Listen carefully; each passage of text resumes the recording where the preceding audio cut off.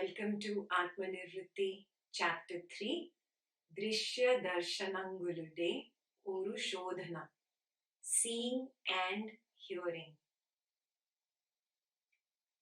Please excuse my Malayalam. I'm not a Malayali speaker, yes, but I'm making an attempt to read out the verses to you. We'll start with verse number 3.1.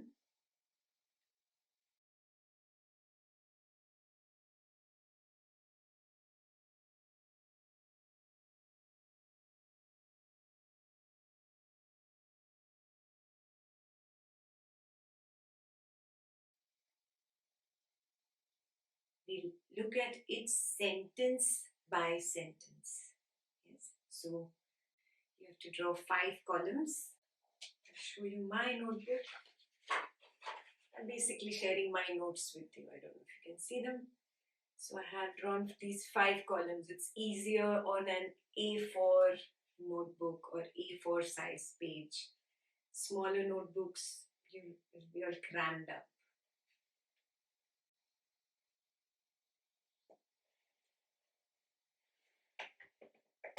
Why is taking notes essential? It's a scientific study that when you actually write what you're listening to, you retain it better. Do not write anything on the page where you have the 5 columns. On a new page, just write the first sentence.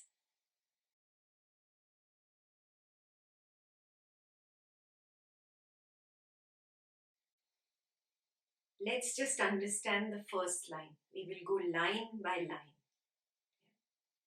Unless there is seeing, there is no form.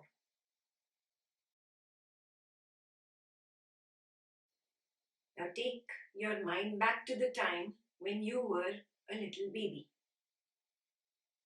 A baby is completely devoid of conditioning, devoid of labels, devoid of any English or Hindi or Marathi or Spanish or Telugu or Tamil, whatever. Yes, a baby is completely in an unconditioned state. No labels. So now, imagine yourself to be this newborn baby. You do not know any words like seeing or form. Yes? So, for a second, close your eyes. You are this newborn baby. Absolutely no conditioning. This baby opens its eyes now. Open your eyes. And you see form. Now close your eyes again. Now there is no form. Open your eyes again. Form appears. Do you understand this sentence? Unless there is seeing, there is no form. Yeah? Very simple.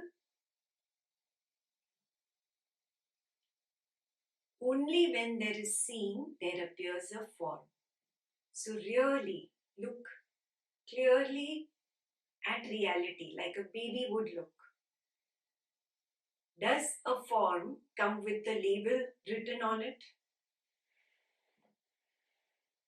I have a pot here. Does the pot come with a label written over here? Pot. So when you see a form, what do you really see?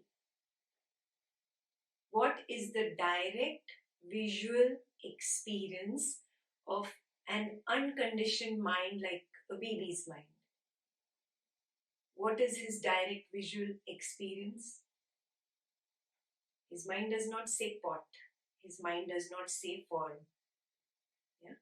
There is just, say, in the picture you see white, white, white, and then there is some change in the shape and there is some color.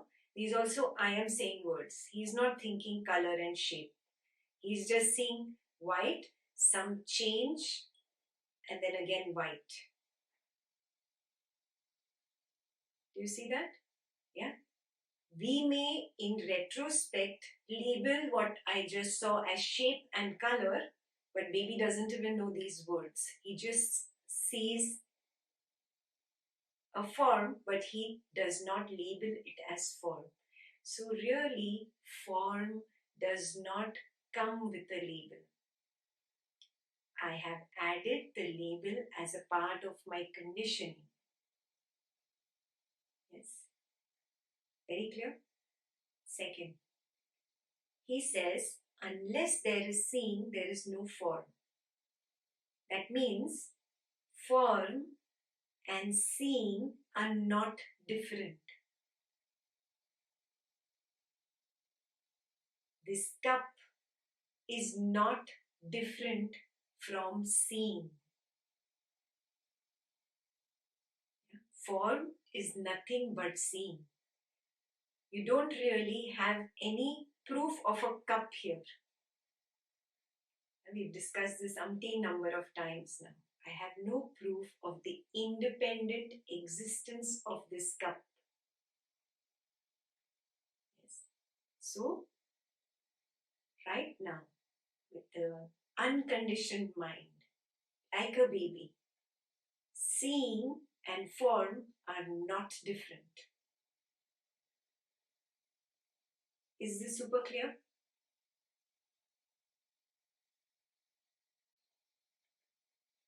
When you close your eyes, form disappears, seeing disappears. When you open your eyes, form appears, seeing appears. Yes. So seeing is not different from form, is not separate from form. Yes. Now let's go to the second line in the verse. Second line in the verse says,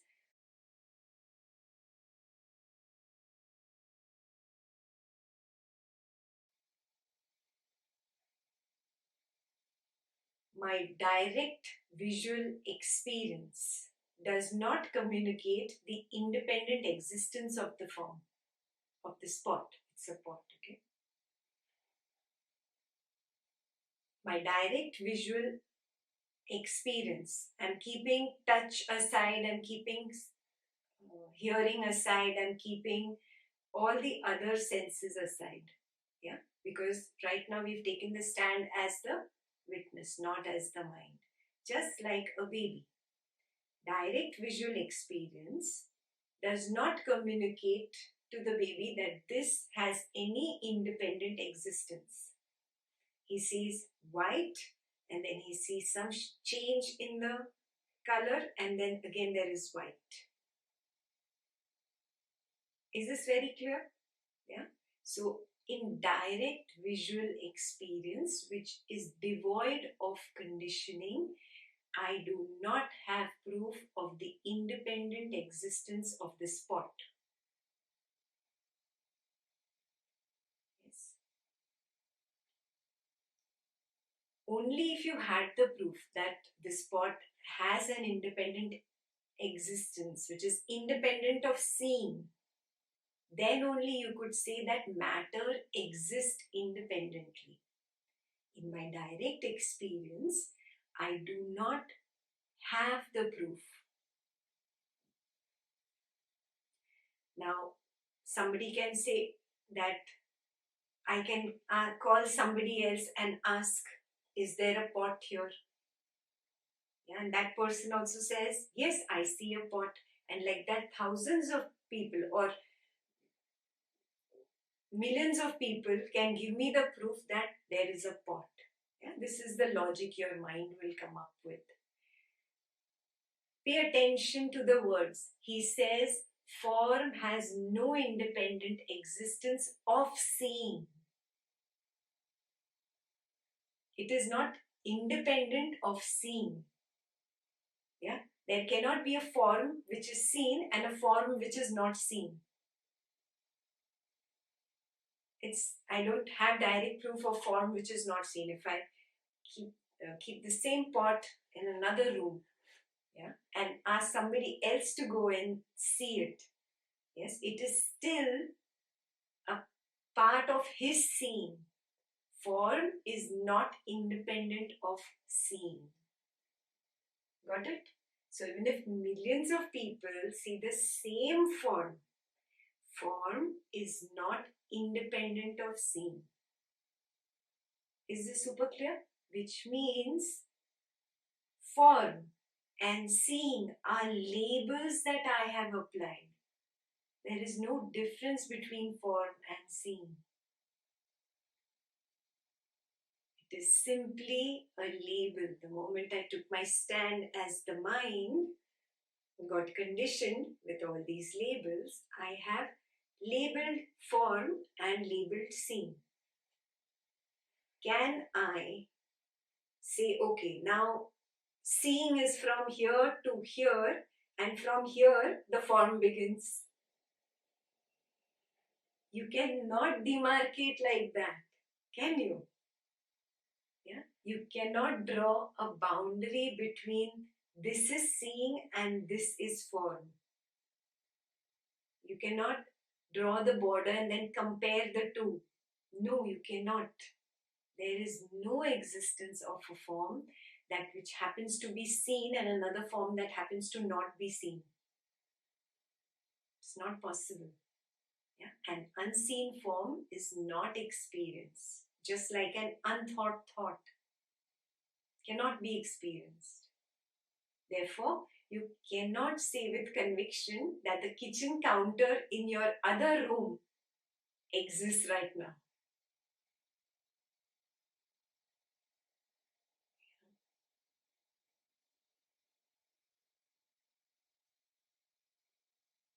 Very clear? Look at your dream state. In dreams or imagination, do you experience form apart from seeing? Not possible. Not even in imagination, not even in dream can you experience form apart from seeing. Yes, this is what he means by form has no independent existence. So this brings you to a really shocking realization. What is that?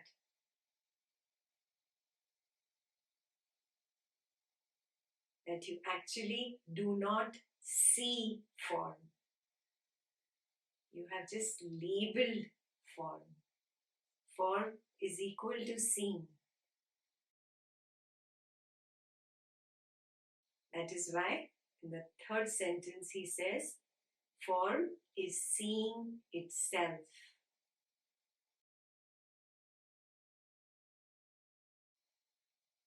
Seeing is not another function that operates on form. You do not actually see form.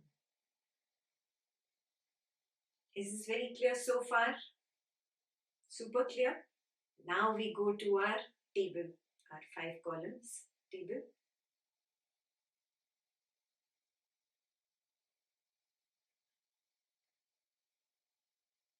So in the first column you will write sight because he gave the example of seeing. And the first line you write under sight is, unless there is seeing, there is no form.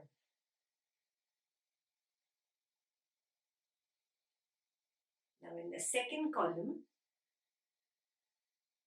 you write sound. Now tell me, what will it be for sound? Because he's not going to do everything in the verses. The rest he is leaving up to you. Yes, so we'll quickly complete it on our own before we move ahead. So what will he say for sound? Unless there is hearing, there is no sound.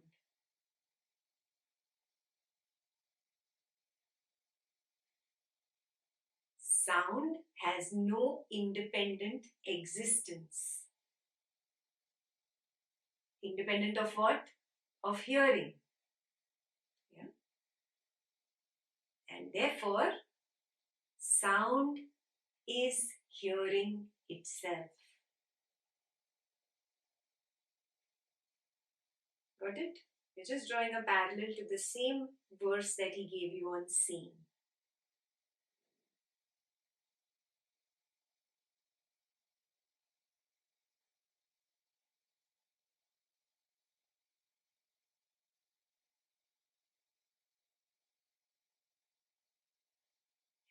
We'll go to the third column. Unless there is smelling, there is no odor. Odor has no independent existence of smelling. And therefore, odor is smelling itself. Or odor is equal to smelling itself, however you want to write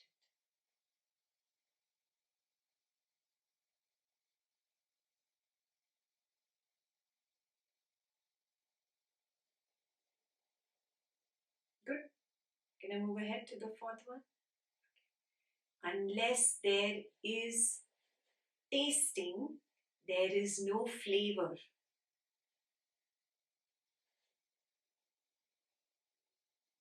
Flavor has no independent existence apart from tasting. And therefore, flavor is tasting itself.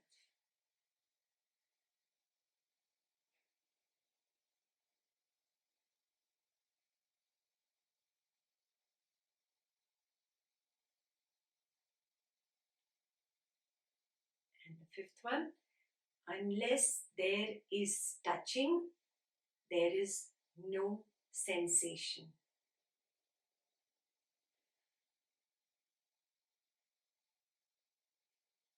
Sensation has no independent existence of touching.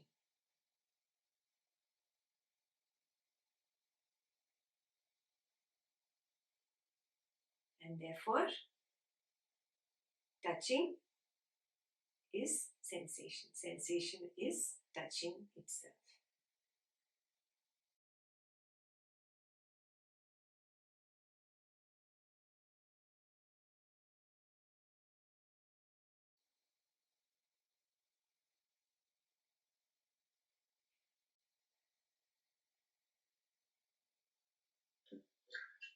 I understood the first 4 points. The last point, if I close my eyes and I'm not touching, I can feel sensations.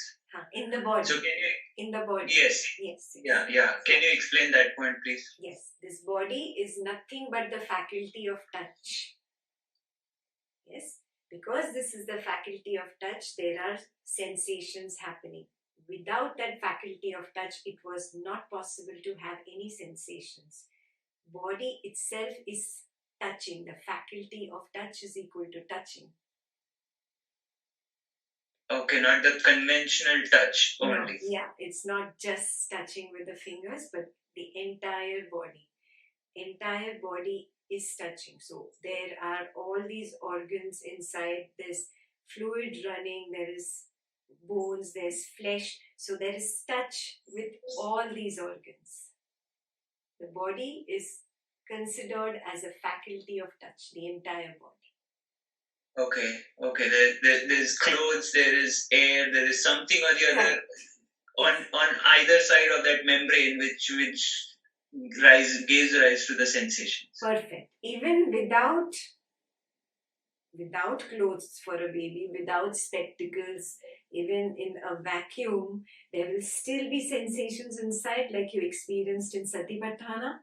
Yes? Yeah. That has got to do with the internal organs, with the blood flowing, with the heart beating, with the respiration. All that is considered faculty of touch. Correct. Okay, thank you.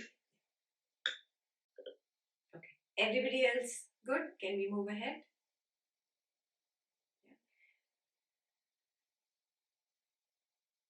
We finish the first verse. We move on to the second verse.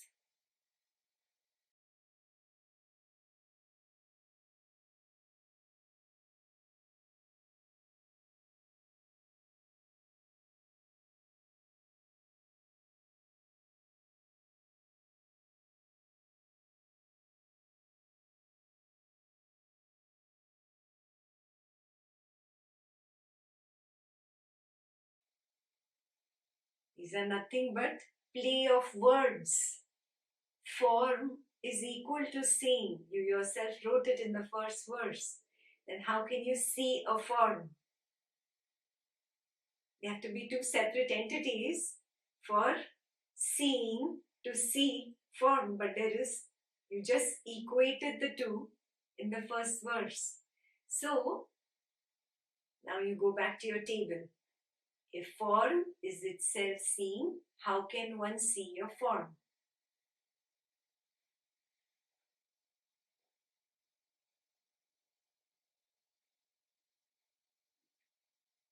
If sound is itself hearing, how can one hear a sound? Isn't this revolutionary? You think you hear a sound. How can you hear a sound? Sound itself is hearing.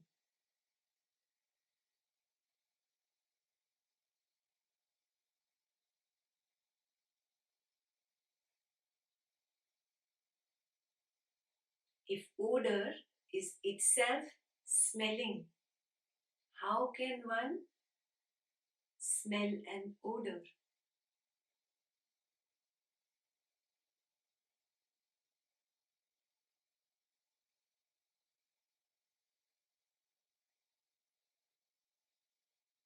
If flavor is itself tasting,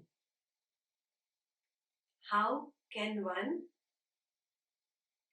taste a flavor?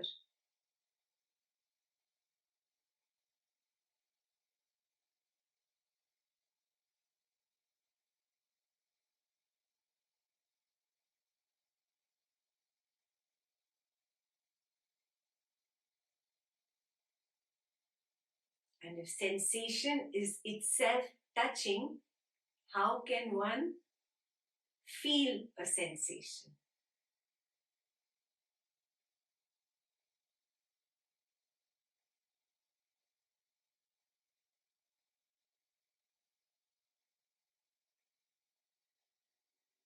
Investigate. You understood all this intellectually. Now you really investigate. Can I really draw a line between seeing and form? Can I draw a line between hearing and sound? Can I find the location of the sound? It's here, it's here, it's here. It's here. This is where I hear it. I don't hear the sound there. I hear the sound here. And I make an assumption it is coming from the east, from the west, from the north, from the south. All that is conditioning of the mind, the concept that the mind adapts later on. Yeah? At the moment the sound is happening, where is the sound? Here. Yeah? We did in Kabir, no? Kahan garje, kahan barse. Yahi garje, yahi barse. It's all happening here. There is no two over here.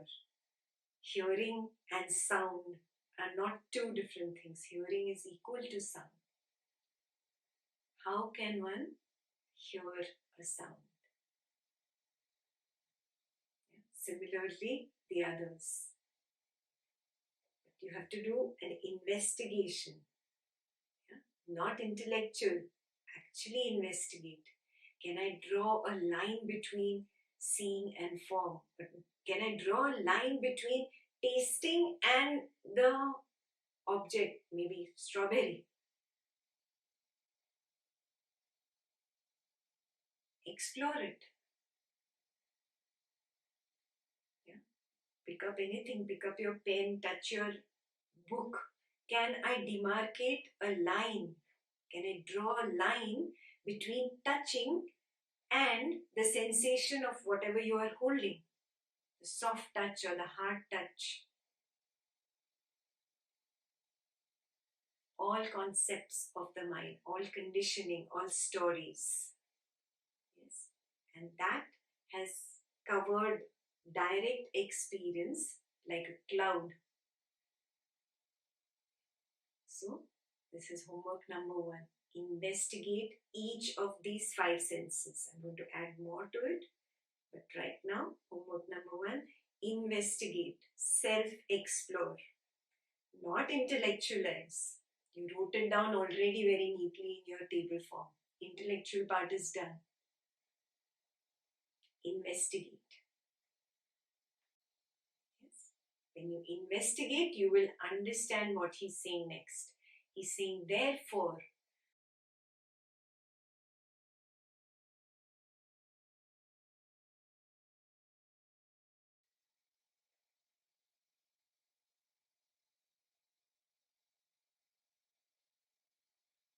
when you start investigating, what will you start recognizing?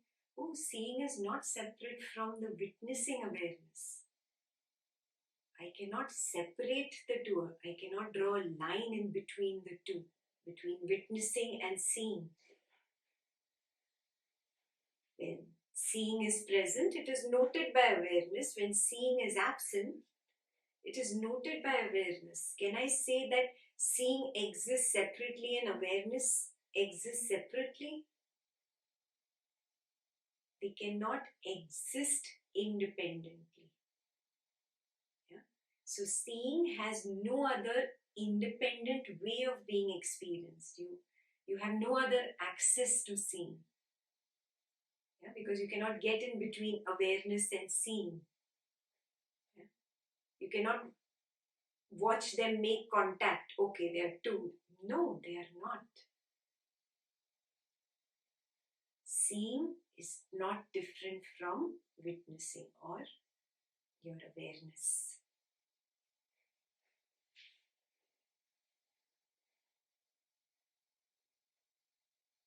Yeah? So you then understand what is seen is not form but something different. Now, each of the 5 columns, what is heard is not sound but something different. What is smelled is not odor but something different.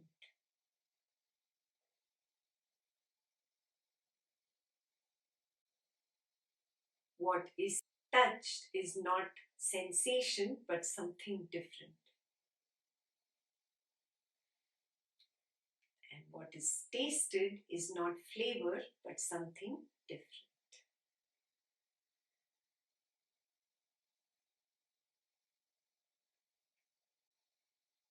And what is that something different? Awareness to which seeing appears. It is awareness to which hearing appears.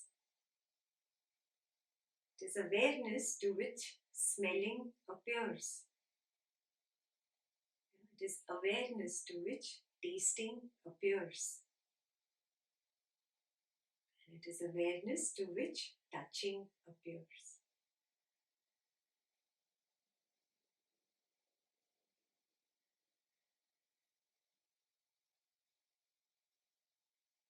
So till now you were thinking perceptions are separate and witnessing awareness is separate. Yes, till now your understanding was still this. Who is witnessing the sensation? Yeah, that is how you were asking yourself the question. Yeah? Who is this taste arising to, or if you had dukkha, pain, who is this pain arising to? You were still in a subtle kind of duality. This is the place where witnessing drops along with the object, because neither is the object there and nor is the witnessing separate from it. It's a shocking realization that actually you're not ever aware of seeing, because seeing cannot happen independent of awareness. You're never ever aware of touching, because touching cannot happen independent of awareness.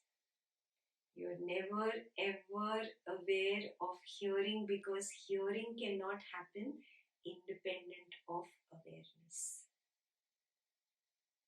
You're never ever aware of smelling because smelling cannot happen independent of awareness.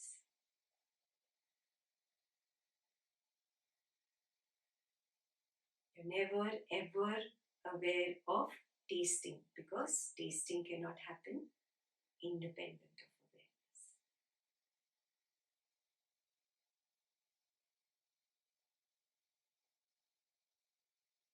These are not independent functions. These were all part of our conditioning, our educational conditioning. Seeing has nowhere to go, nothing to be other than awareness.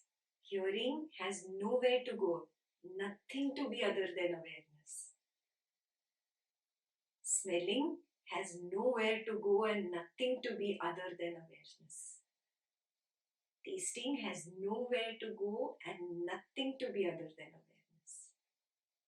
Touching has nowhere to go and nothing to be other than awareness. Very clear? Awareness is only another word for seeing. Awareness is only another word for hearing. Awareness is only another word for smelling. Awareness is another word for tasting. Awareness is another word for touching. Yeah, they're just two different labels for the same thing.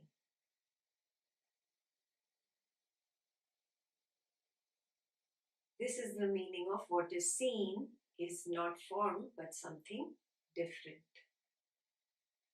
The second line of the second verse.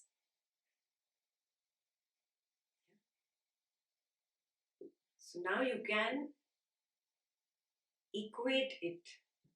This is what we have understood from the first verse. And this for, because I showed you a pot, I put pot, you can put whatever form, is nothing but shape and color, which I call sight. That is nothing but seeing. And seeing is nothing but witnessing. There is nothing like a perception which is separate from the witnessing. These are just labels. Verse 3.3.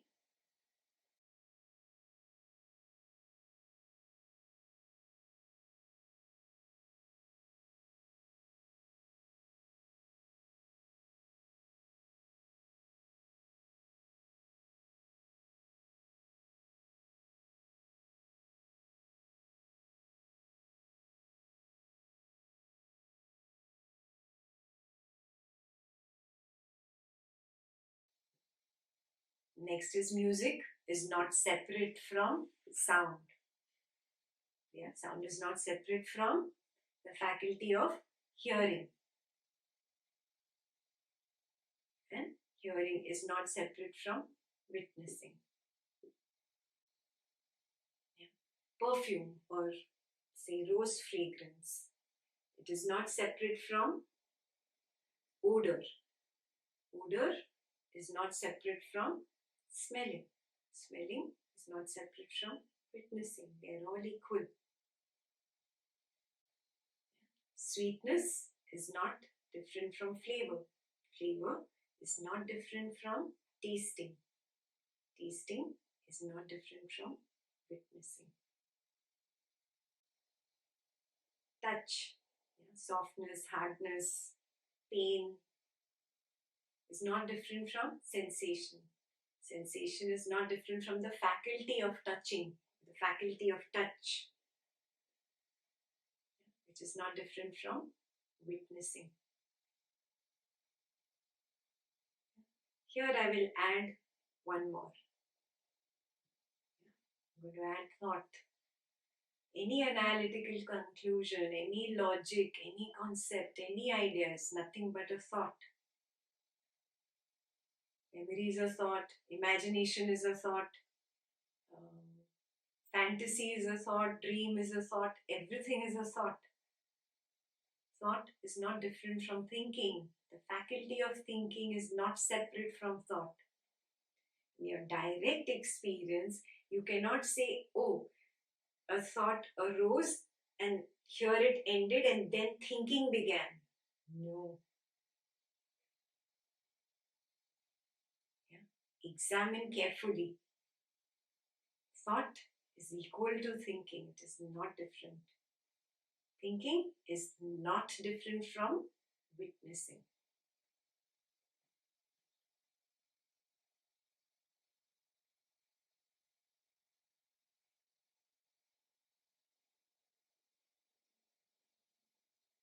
So recognize that this entire world is nothing but perceptions. This physical body is also included in perception. Yes. Mind is also included in perception. I am not the mind, I am not the physical body, I am not the world. We do not have proof that there is a computer screen in front of you with Ekta on the screen. Yeah. You don't have proof of the existence of a real Ekta out there. You only know your own perception. This perception, the sense of perception, gives you a false sense of an object existing out there. By direct experiential proof, I have no idea whether Ekta really exists. All I know is my perception of this computer screen and a lady there on which there is a label. That also is in my mind, Ekta.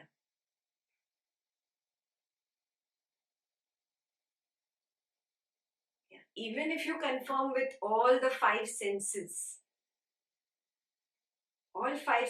taste, touch, smell, sight and hearing, if you confirm with all, still it is not proof enough for one object's existence. Yeah? Because it is not independent of seeing, hearing, touching, tasting, smelling, and that is not independent of awareness. Everything is just an appearance in awareness and dissolves in awareness. This is the meaning of the external world of matter is merely a projection. Do you get it? It's merely projected as objects. There's a mere projection as this physical body. I do not even have proof if this physical body exists. It is a projection. If you take your mind back to the baby's mind, the baby does not think, I am this body.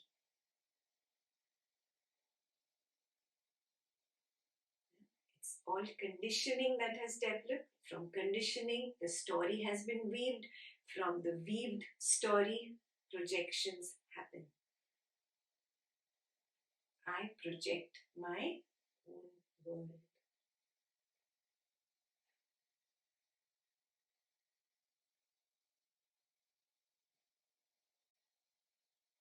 Verse 3.4.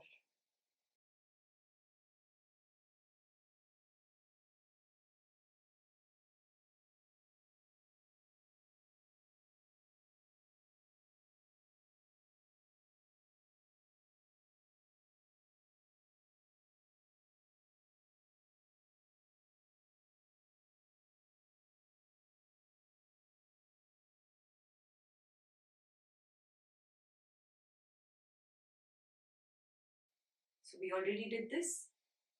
Because seeing is itself form, no one sees a form. Because hearing is itself sound, no one hears a sound. Because smelling is itself odor, no one smells an odor. Because touching is itself sensation, no one feels sensation. Because tasting is itself flavor, no one tastes flavor. And the last one that I added, because thinking is itself thought, no one thinks a thought.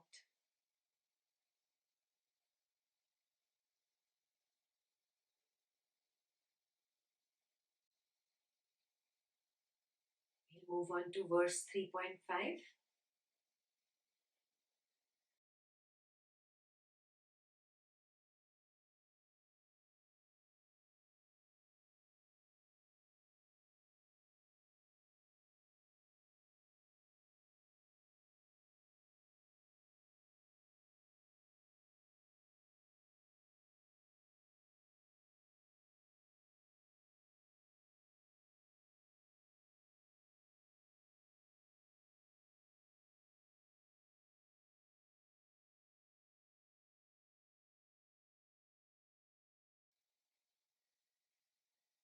So you have to do the self-exploration project. 15 minutes of manana, you go within. The rest of the week also you keep doing it. You're not going to find these answers outside in videos and teachers and books and scriptures. It will only be intellectual. It has to be done here. Go within, recognize this experientially. What he means by absolute reality. Absolute reality means when there'll be no more distinction between the witness and the person. When this demarcation is dropped, or when this collapses, this duality collapses, it'll be very clear to you that everything is just an appearance and it disappears. You will start noticing that there was only a label of the object of sight. The faculty of seeing was also a label. Witnessing is also a label. All three drop. Yeah? You will recognize that object of sound was a label.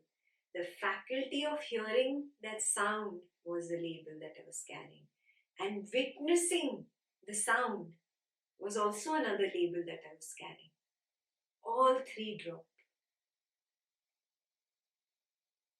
Labels of object of taste, the faculty of tasting, and then the one who witnesses the taste. All three drop. Touching, smelling, all will drop. The most important thing, the label of thought, the label of thinking, the faculty of thinking, and the one who was witnessing the thought, witnessing the thinking, all three drop.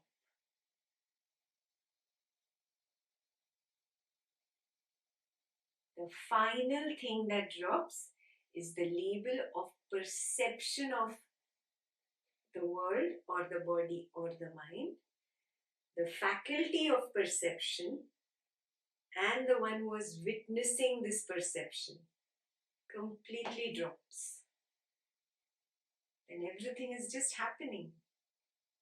There are no more witnessing and witnessed object. This is absolute reality. This is experiential, okay? This is not something that will happen only in meditation with eyes closed for 10 hours. I will sit and only in the void it will happen. No. It's an experience of wholeness. There is no more perceptions are separate, thoughts are separate. This whole witnessing and witnessed object separation drops. Complete drop of this dualities is called non-duality or Advaita. There is a wholeness experienced. You don't experience anything in part, because you don't apply labels anymore. There are no labels to what is experienced and the one who is experiencing or witnessing or any more labels. Because there is no person anymore, there is no world anymore. Just an ocean of awareness or consciousness in which there are waves of awareness only arising and falling. In the ocean, when the wave arises, the wave is not different from water. So you see everything as the consciousness or awareness arising and falling, arising and falling. There is no separate witnessing of the arising. Everything is just arising and falling. This is absolute reality, where you experience one single wholeness.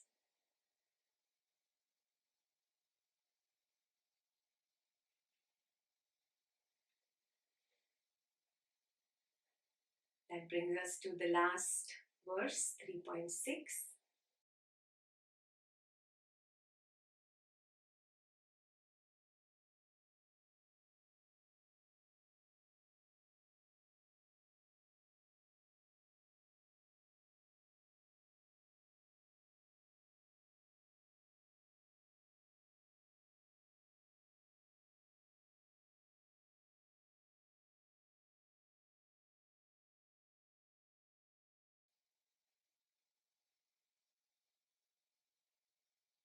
It's not possible for that illusion to exist anymore because perceptions, the labels that I had put, this is a perception, I don't know if the object exists or not, I am the witness, I am witnessing the perception, I am the witness, I am witnessing the thought.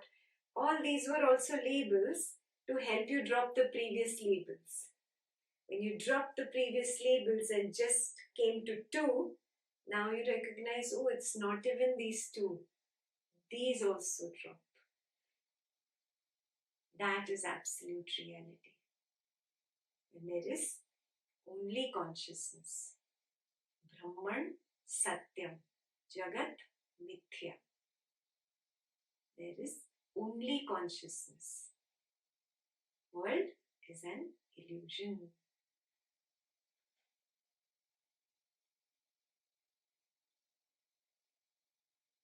Clear? All the verses are clear? We'll do 15 minutes of manana time. Whatever you've not understood, you try and see. Can I keep all conditioning aside like a little baby with an unconditioned mind and make an attempt to understand this? Whenever a doubt arises, ask yourself the question. Suppose it is related to sensations of the body. Can you experience the body separate from sensations? No. Can you experience sensations separate from awareness? No. Therefore, body is equal to sensations is equal to awareness. Yeah. Another doubt arises about thoughts. Can you experience the mind separate from thoughts? No. Mind is equal to thought. Can you experience thought separate from awareness? No. These are just labels that I have put there. Yeah? So therefore, thought is equal to mind is equal to awareness. Yeah? Suppose you come back to the main example, seeing. Can you experience form separate from the faculty of seeing? No. Form is equal to seeing. I cannot experience form separately and seeing separately. Yeah? Can you experience seeing separate from awareness? No. Seeing is equal to awareness. So form is equal to seeing is equal to awareness. Yeah? Same thing you do with taste, flavor. You do it with odor, smelling, with hearing a sound.